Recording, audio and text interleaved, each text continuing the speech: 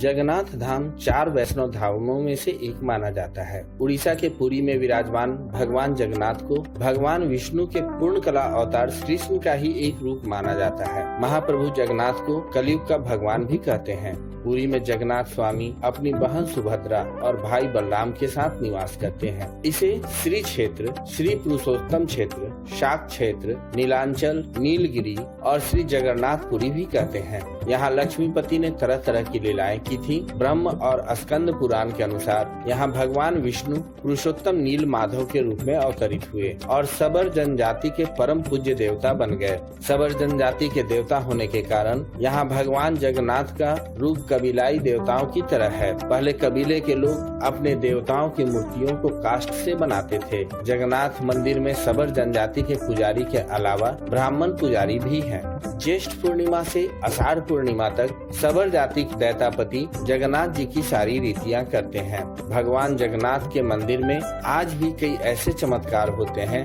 जिसका जवाब विज्ञान के पास भी नहीं है। भगवान जगन्नाथ और अन्य प्रतिमाएं उसी साल बदली जाती हैं जब साल में आषाढ़ के 2 महीने आते हैं। इस मौके को नव कलेवर कहते हैं। नई मूर्तियों का हिंदू विधिवत तरीके से स्थापना किया जाता है।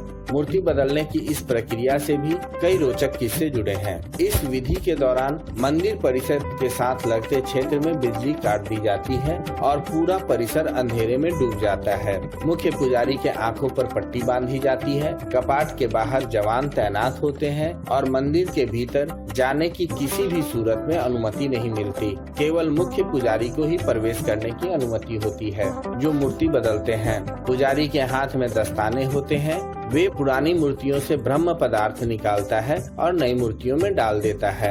ये ब्रह्म पदार्थ क्या है, आज तक किसी को पता नहीं चल पाया। इसे आज तक किसी ने नहीं देखा, पर इससे जुड़ी कई सारी किंवदंतियां हैं और रोचक किस्से हैं। इस ब्रह्म पदार्थ का संबंध भगवान श्री कृष्ण से है, मगर आज तक कोई भी पुजारी ये नहीं बता पाया कि महाप्रभु जगन्नाथ की मूर्ति में आखिर ऐसा क्या है। कुछ पुजारियों का कहना है कि जब हमने हाथ में उसे लिया, उछलने जैसा प्रतीत हुआ, मानो जैसे खरगोश उछल रहा हो या दिल धड़क रहा हो। ब्रह्म पदार्थ को लेकर सभी के मन में कई सवाल हैं, जिसका जवाब आज तक किसी को पूर्णता नहीं मिल पाया। जगन्नाथ की यात्रा दुनिया की सबसे बड़ी रथ यात्रा मानी जाती है। हर साल आषाढ़ माह के शुक्ल पक्ष की द्वितीया तिथि को जगन्नाथ भगवान जी की पुरी में रथ यात्रा निकाली जाती है।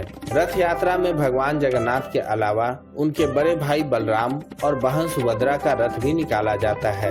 इस रथ यात्रा को लेकर मान्यता है कि एक दिन भगवान जगन्नाथ की बहन सुभद्रा ने उसे द्वारिका के दर्शन कराने की प्रार्थना की थी।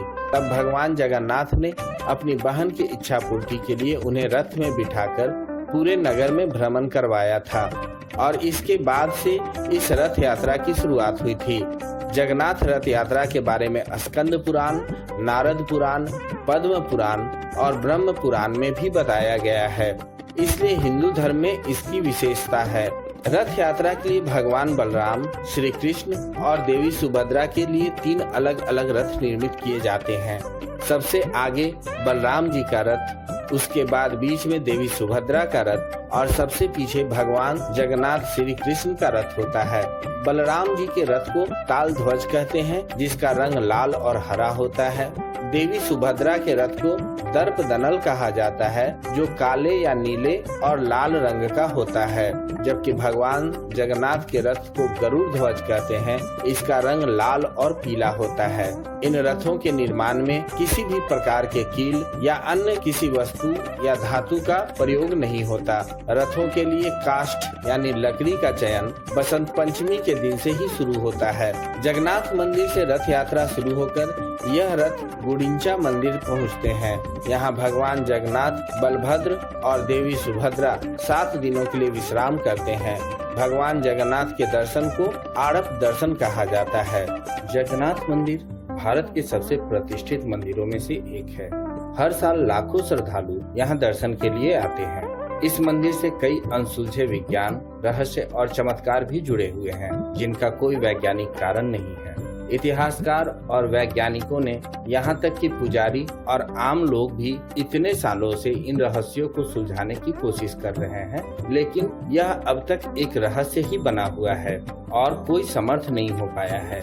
यह देखा जाता है कि जगन्नाथ मंदिर की शिखर पर लगा झंडा सदैव जिस दिशा से हवा बहती है उसके विपरीत दिशा में ही फहरता है। यह जगन्नाथ मंदिर से जुड़ा एक दिलचस्प दिनचर्या है कि इस अनुष्ठान में एक पुजारी जगन्नाथ मंदिर के गुम्बद पर चढ़ता है, जो करीब 45 मंजिला इमारत जितना ऊंचा है, और हर दिन मंदिर का झंडा बदलता है। माना जाता है कि अगर किसी दिन ऐसा नहीं किया गया तो मंदिर अगले 18 सालों के लिए बंद हो जाएगा।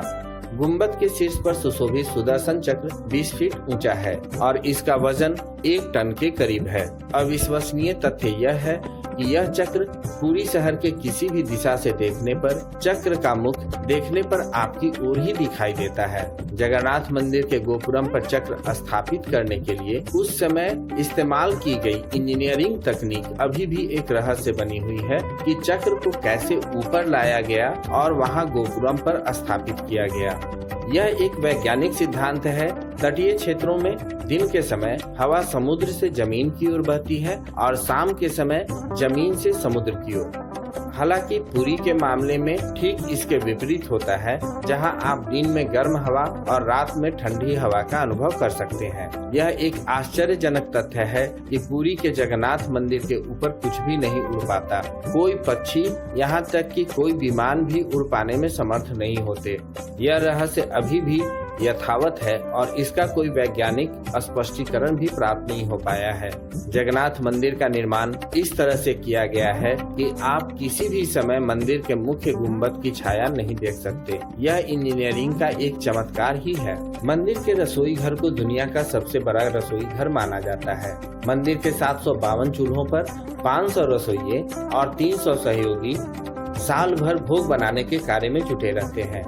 मंदिर के रसोई घर में जहां महाप्रसाद बनता है, वहां बर्तन केवल मिट्टी के होते हैं। यहां बनने वाले भोजन के 7 पात्र एक के ऊपर एक रखकर पकाए जाते हैं। अचंभित करने वाली बात यह है कि भोग सबसे पहले नीचे नहीं ऊपर के पात्र में पकता है। मंदिर में हमेशा एक ही मात्रा में भोग बनता है, लेकिन भक्त की संख्या घटने या बढ़ने पर भी भोग कम या ज्यादा नहीं पड़ता। इतना ही नहीं, मंदिर का कपाट बंद होते ही भोग भी खत्म हो जाता है। जगन्नाथपुरी मंदिर समुद्र के किनारे पर है। मंदिर में एक सिंह द्वार है। कहा जाता है कि जब तक सिंह द्वार में कदम नहीं जाता तब तक समंदर की लहरों की आवाजें सुनाई देती हैं, लेकिन जैसे ही सिंह द्वार के अंदर कदम जाता है, लहरों की आवाज खत्म हो जाती है। इसी तरह सिंह द्वार से निकलते समय वापसी में जैसे ही पहला कदम बाहर निकलता है, समंदर की लहरों की आवाज फिर आने लगती है। इसके पीछे क्या कारण है, इसका जवाब आज तक किसी को नहीं मिल पाया। जगन्नाथपुरी मंदिर ईश्वर की अनुकंपाओं को और बहुत सारे अनसुलझे रहस्यों को अपने में संजोए हुए है। यह सनातन संस्कृति की गौरवशाली सभ्यता का प्रत्यक्ष प्रमाण है। आज जहां विज्ञान और तकनीकी दिन प्रतिदिन श्रेष्ठता को प्राप्त कर रहे हैं, वही महाप्रभु की अनुकंपा से आशीर्वादित यह मंदिर अभी भी उस भ्रमजाल को तोड़ रहा है।